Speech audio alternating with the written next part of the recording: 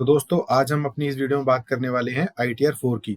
जो लोग ITR 4 खुद फाइल करना चाह रहे हैं वो इस वीडियो को पूरा देखें बिना स्किप किए, अदरवाइज कोई इंपॉर्टेंट स्टेप मिस हो जाएगा और आपकी ITR फाइल करने में कुछ गलती हो सकती है। हेलो दोस्तों, मैं योगेश कुमार और आप देख रहे हैं कोटेक्सो। अगर आपका ITR 4 से रिलेटेड कोई भी क्वेश्चन या क्वेरी है तो आप कमेंट बॉक्स में पोस्ट कर दीजिए, मैं आपको जल्दी से जल्दी रिप्लाई करने की कोशिश करूंगा। अगर आपको अपनी ITR कराने में किसी प्रोफेशनल की हेल्प चाहिए तो आप हमें भी कांटेक्ट कर सकते हैं। कांटेक्ट डिटेल्स आपको डिस्क्रिप्शन बॉक्स में मिल जाएंगी। तो चलिए दोस्तों, टाइम वेस्ट ना करते हुए ITR फाइल करना शुरू करते हैं। अब इनकम टैक्स पोर्टल पे भी बता रखा है कि ITR 4 कौन कौन फाइल कर सकता है, जैसे कि इंडिविजुअल, HUF और फर्म अदर देन LLP। अब ITR 4 कौन कौन फाइल नहीं कर सकता। ITR 4 वो फाइल नहीं कर सकता जो किसी कंपनी में डायरेक्टर है या फिर उसके पास किसी अनलिस्टेड कंपनी के इक्विटी शेयर्स हैं ड्यूरिंग द प्रीवियस ईयर, या फिर उसके पास आउटसाइड इंडिया कोई भी असेट है, या फिर जिसके पास साइनिंग अथॉरिटी है in any account located outside India, या फिर जिसकी इनकम है from any source outside India. अब एक छोटी सी लाइन नीचे भी बता रखी है कि ITR 4 फाइल करना मैंडेटरी नहीं है। ये एक सिंप्लीफाइड रिटर्न है जो एसएससी के द्वारा यूज करी जाती है ताकि जो उसकी profit and gains from business और प्रोफेशन है उसको प्रिजम्पटिव बेसिस पे डिक्लेयर कर सके अंडर सेक्शन 44AD, 44ADA या फिर 44AE। तो चलिए सीधा पोर्टल में लॉगिन करते हैं और अपनी ITR फाइल करना शुरू करते हैं। पहले अपने लॉगिन बटन पे क्लिक करिए। अब यूजर आईडी में आप अपना पैन नंबर डाल दीजिए और कंटिन्यू करके पासवर्ड डाल के लॉगिन कर लीजिए। तो अब मेरा लॉगिन हो चुका है। अब ITR फाइल करने के लिए मुझे दो डॉक्यूमेंट्स की जरूरत पड़ेगी, जिसमें पहला है 26AS। इसको आप ई फाइल में जाइए, इनकम टैक्स रिटर्न में जाइए और व्यू फॉर्म 26AS पे जाके क्लिक करके आप अपना 26AS डाउनलोड कर सकते हैं। दूसरा डॉक्यूमेंट है AIS।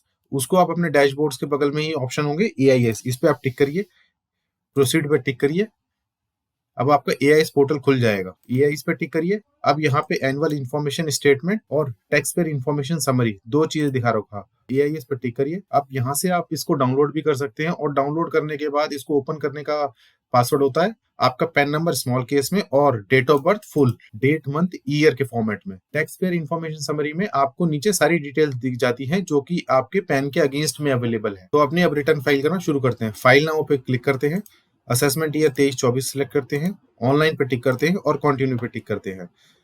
अब मेरा कोई भी ड्राफ्ट सेव नहीं है तो मैं इसको टू फाइल है फ्रेश इनकम टैक्स रिटर्न पे शुरू करता हूँ और स्टार्ट न्यू फाइलिंग पे क्लिक करता हूँ। अब क्योंकि मैं एक इंडिविजुअल हूं तो मैं इंडिविजुअल पर टिक रखता हूं और कंटिन्यू पे टिक करता हूं। ITR 4 चूज करता हूं और प्रोसीड विद ITR 4 करता हूं। लेट्स गेट स्टार्टेड पे क्लिक करते हैं।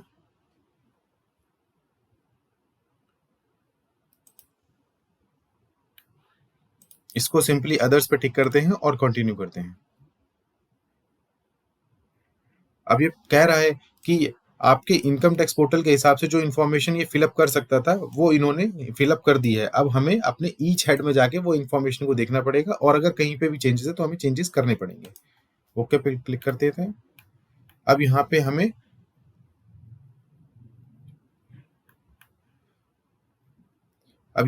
ये 6 हेड दिखा रहा है। Personal information, gross total income, disclosure, total deduction, taxes paid and total tax liability. अब हमें हर हेड में जाके इन्फॉर्मेशन को फिलअप करना है, चेक करना है, वेरीफाई करके फिर सबमिट करना है। सबसे पहले पर्सनल इन्फॉर्मेशन को फिलअप करते हैं।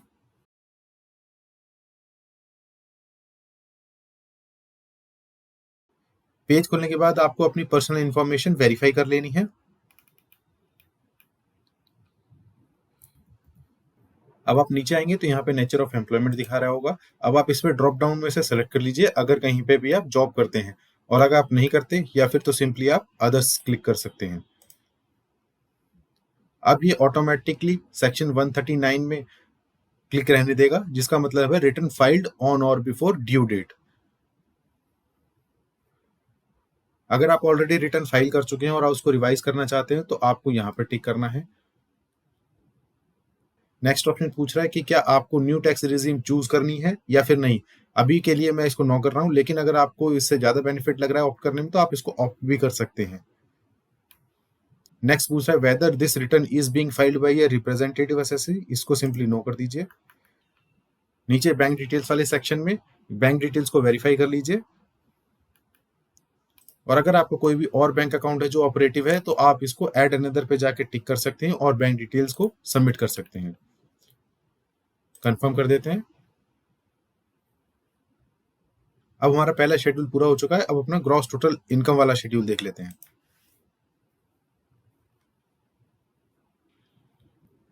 अब हमसे बहुत सारे क्वेश्चन पूछ रहा है तो आप इसको सिंपली यस और नो करिए अपने एप्लीकेबिलिटी के हिसाब से।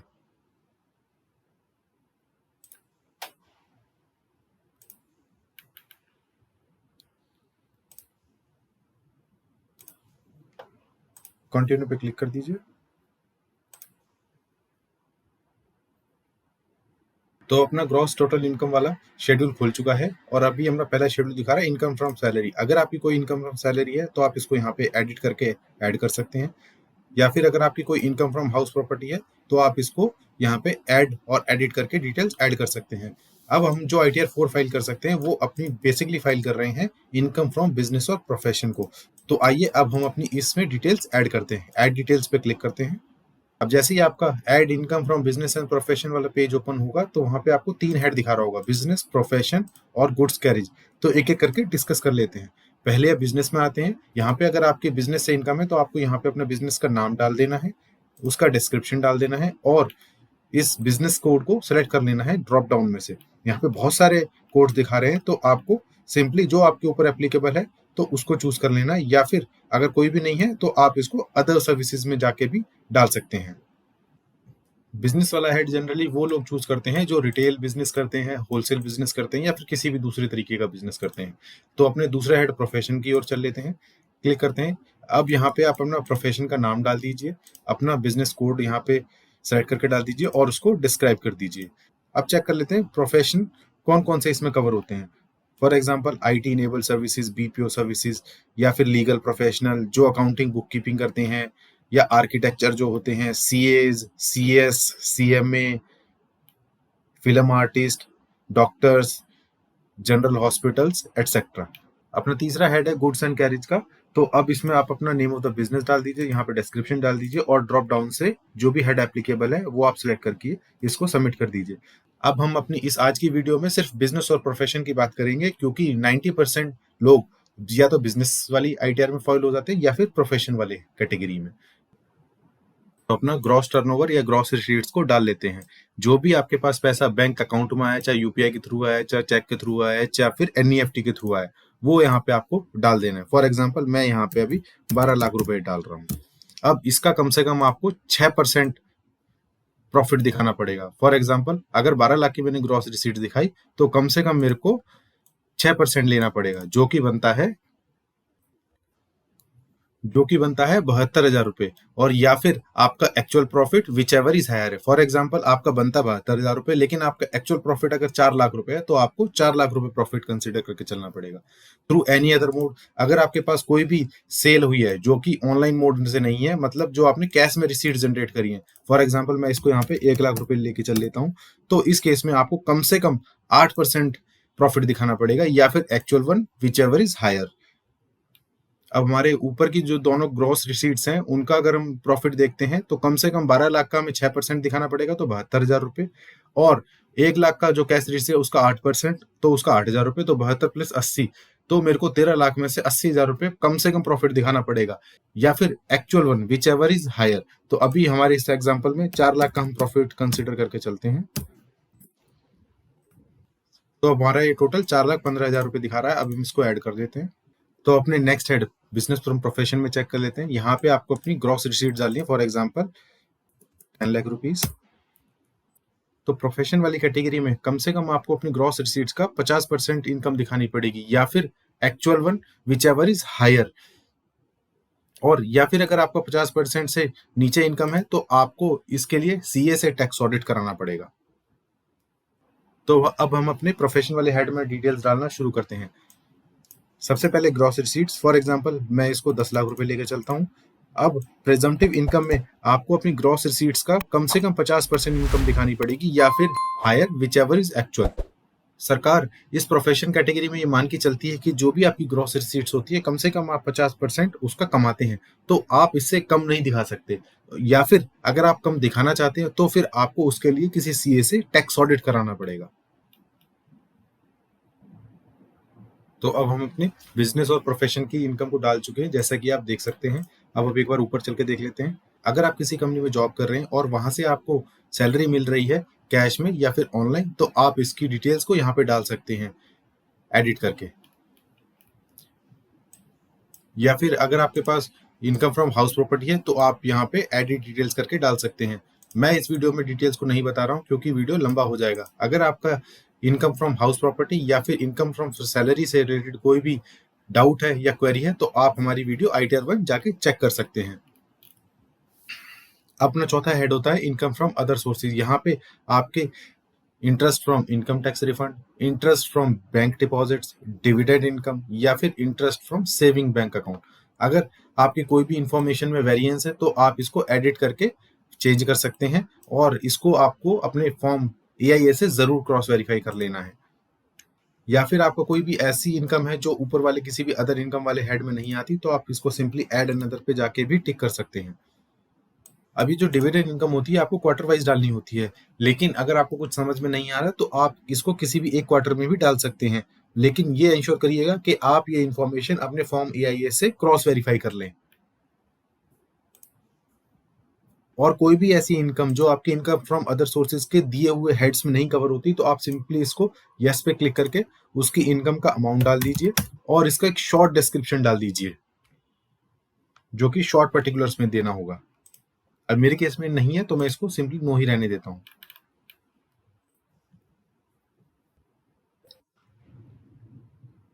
इसको मैं अब कंफर्म कर देता हूँ।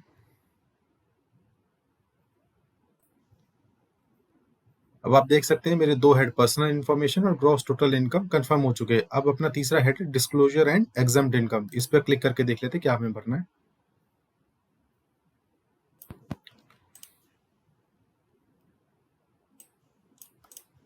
अब यहाँ पे financial particulars of the business को फिलअप करना मैंडेटरी है। ऐड डिटेल्स पे क्लिक करते हैं। अब यहाँ पे अगर आपकी बैलेंस शीट बनी हुई है तो आप इन सारे हेड्स को भी डाल सकते हो, या फिर अगर आप बैलेंस शीट नहीं बनाते हो तो प्रिजम्पटिव बेसिस पे आपको वो सारी चीजें डालनी है जहाँ पे ये स्टार मार्क लगा होगा।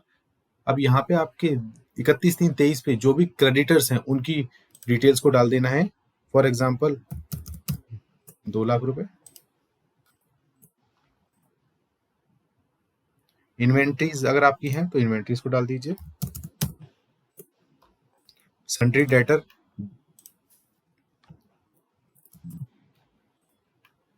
बैलेंसेस विद बैंक, इस हेड में आपके जितने भी बैंक अकाउंट हैं उनमें आप चेक कर लीजिए कि 31/3/23 पे क्या अमाउंट है, उन सब का ऐड करिए और यहाँ पे डाल सकते हैं। नहीं डालना चाहते तो स्किप कर दीजिए और आपके कैश इन हैंड क्या है वो आप डाल दीजिए। Loans and advances, other assets या फिर कोई और चीज वो भी आप डाल सकते हैं, लेकिन मैंने सिर्फ अभी इस केस में वही इन्फॉर्मेशन डाली है जो कि मैंडेटरी है। अब मैं इसको ऐड कर देता हूँ। अगर आपके पास GST है तो आपको ये भी हेड भरना पड़ेगा, इसको आप एडिट कर लीजिए और यहाँ पे आपको वो अमाउंट डाल देना है जो आपने अपने GST रिटर्न्स में एज एन आउटवर्ड सप्लाई दिखाया है, और कोशिश करनी है कि आपका ये अमाउंट आपके GST वाले अमाउंट से मैच करे, अदरवाइज आपको बाद में नोटिस आ सकता है।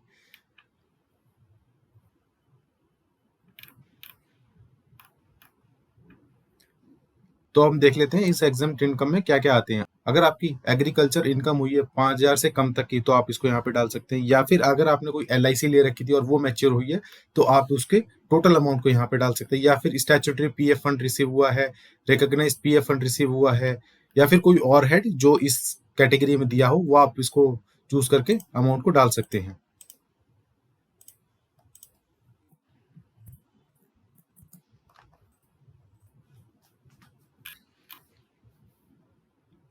अब इसको कंफर्म पे क्लिक कर देते हैं।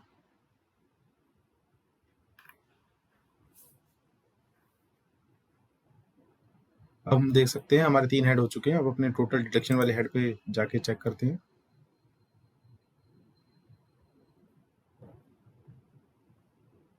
अब हमसे कुछ चीजें पूछ रहा है, इसको स्टेप बाय स्टेप चेक कर लेते हैं। Are you eligible to claim any deduction for donation paid? No. ATGG, no.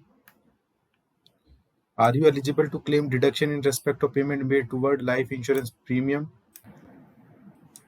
तीसरा सेक्शन है अपना ATC, इसमें आपका LIC 5 साल का सेवर FD या फिर पब्लिक प्रोविडेंट फंड जैसी चीजें एप्लीकेबल होती हैं, और ये मैक्सिमम आप 1.5 लाख रुपए तक ले सकते हो।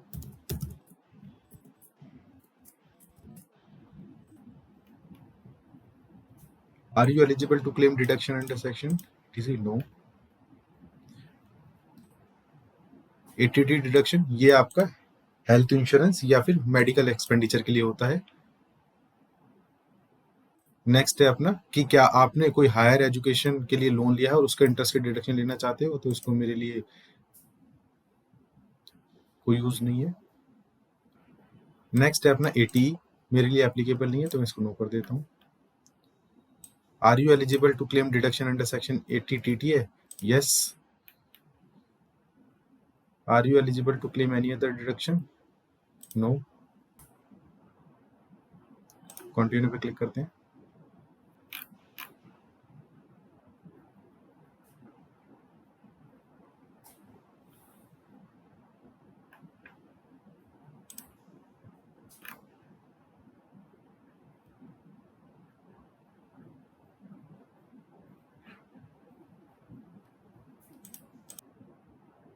तो अपना वेरीफाई और डिडक्शन वाला पेज खुल चुका है। अब इसमें देख लेते हैं, हमने ATC में 1.5 लाख रुपए लिया है, ATD में अभी कुछ भी नहीं लिया, तो अब हम इसको एडिट कर लेते हैं।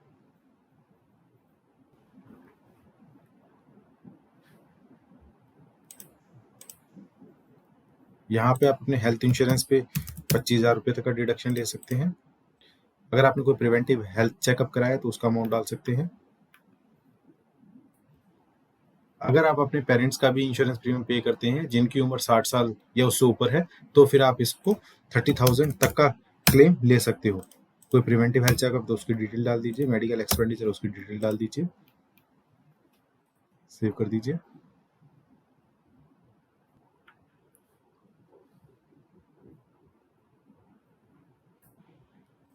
कंफर्म कर देते हैं। टैक्स पेड पे वाले हेड को चूज कर लेते हैं।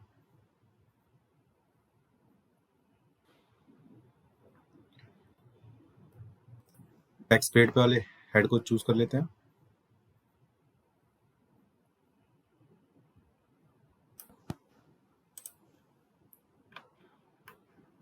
पे TDS कटा हुआ है तो आपको इस हेड से डिटेल्स मिल जाएंगी।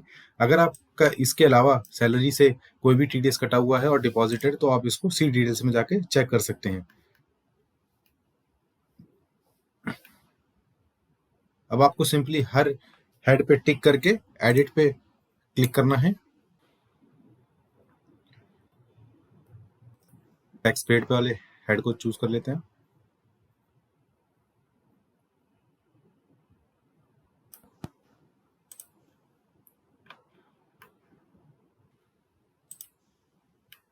और ये प्रोसेस आपको सारे TDS कटे हुए अमाउंट्स के साथ करना है।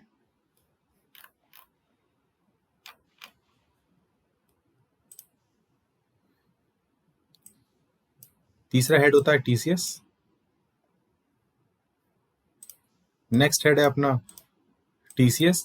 ये वाला TCS तब आता है जब आपने फॉर एग्जांपल कोई कार परचेज करी है और जो शोरूम के ओनर हैं या फिर शोरूम के एम्प्लॉयज हैं, उन्होंने आपका TCS काट के डिपॉजिट कराया हुआ है। अपना लास्ट हेड होता है advance tax and self assessment tax payments. अगर आपने यहाँ पे कोई भी एडवांस टैक्स पेमेंट्स कर रखी हैं, तो आपको वहां पे शो डिटेल्स पे क्लिक करके डिटेल्स मिल जाएंगी। अब मेरे को यहाँ पे कुछ भी करने की जरूरत नहीं है, तो मैं इसको कंफर्म कर देता हूँ। तो अपना सबसे last head total tax liability वाले को चेक कर लेते हैं। अब यहाँ पे आपका पूरा कॉम्पिटिशन ऑफ इनकम बन के आ गया है। कॉम्पिटिशन ऑफ टैक्स, रिबेट हमें मिला है कि नहीं मिला।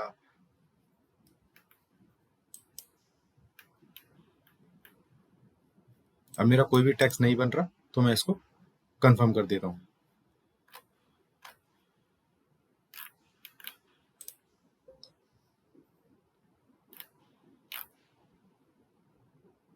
प्रोसीड पे क्लिक कर देते हैं।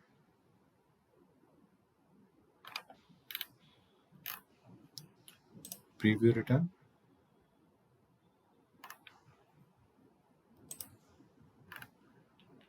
यहाँ पे आपको प्लेस डाल देना है, प्रोसीड टू प्रीव्यू। अब यहाँ पे आपको अपनी आईटीआर को प्रिंट करके एक एक डिटेल्स चेक करके और वेरीफाई कर लेनी है। अब यहाँ पे आपको अपनी आईटीआर को पूरा प्रिंट करके एक एक डिटेल्स चेक कर लेनी है, और अगर कहीं पे भी कोई वेरिएशन है तो आप उसके हेड में जाके उसको अमेंड कर सकते हैं।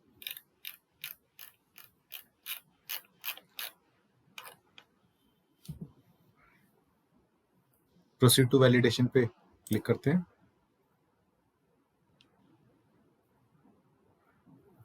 अब देखिए यहाँ पे एक एरर बता रहा है।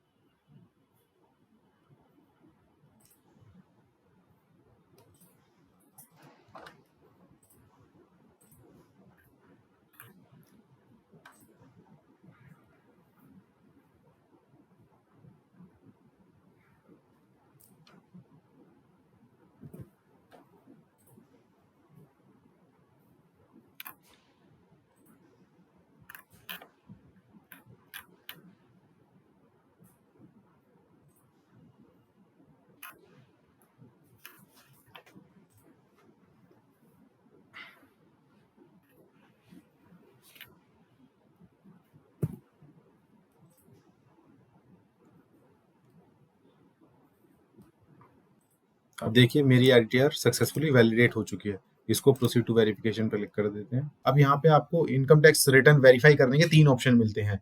ई वेरीफाई नाउ, ये आजकल सबसे ज्यादा ट्रेंड में है। ई वेरीफाई लेटर, मतलब आप अपनी आईटीआर को अभी सबमिट कर दीजिए और with in 30 days of submission बाद में वेरीफाई कर लीजिए। ये वेरीफाई वाया आईटीआर 5, इसमें क्या करना होता है, ये आपका पुराना मेथड है। इसमें आपके आईटीआर 5 की कॉपी आपको प्रिंट निकाल के साइन करके और इनकम टैक्स डिपार्टमेंट को नॉर्मल पोस्ट या स्पीड पोस्ट के थ्रू भेजना पड़ता है विद इन 30 डेज। हम ई वेरीफाई नाउ कर देते हैं और आगे बढ़ते हैं। अब ई वेरीफाई नाउ में आपके पास 4-5 ऑप्शन आएंगे, जिसमें पहला ऑप्शन होगा आपके आधार पे जो मोबाइल नंबर रजिस्टर्ड है उस पर ओटीपी जाएगा, उसके थ्रू कर लीजिए। या फिर आपके पास डीएससी है तो इसके थ्रू कर लीजिए। नेट बैंकिंग, बैंक या डीमैट अकाउंट, इनके थ्रू भी आप कर सकते हैं। या फिर ईवीसी कोड है और या आपके पास मोबाइल नंबर जो रजिस्टर्ड आधार कार्ड में उसका ऑलरेडी कोई ओटीपी है तो उससे भी कर सकते हैं। इसको आप यहाँ से कंटिन्यू करेंगे और आगे जाके सबमिट करेंगे तो आपकी आईटीआर सक्सेसफुली फाइल हो जाएगी। अब इसको जैसे कंटिन्यू करेंगे, हमारे इस केस में हम इसी ऑप्शन को चूज करते हैं और अपने कंटिन्यू करते हैं। जैसे ही आप इसको कंटिन्यू करेंगे, आपके मोबाइल नंबर पे जो कि आधार पे रजिस्टर्ड है वो उस पे ओटीपी आएगा। उस ओटीपी को सबमिट करेंगे और आपकी आईटीआर सक्सेसफुली वेरीफाई हो जाएगी और यहीं पर आपका आईटीआर फाइल करने का प्रोसेस खत्म हो जाएगा। थैंक यू दोस्तों हमारी इस वीडियो को पूरा देखने के लिए। और अगर आपकी कोई भी आईटीआर 1 से रिलेटेड क्वेरीज हैं तो आप हमें कॉल कर सकते हैं या कमेंट बॉक्स में डाल सकते हैं। हम आपको जल्दी से जल्दी रिवर्ट करने की कोशिश करेंगे। धन्यवाद।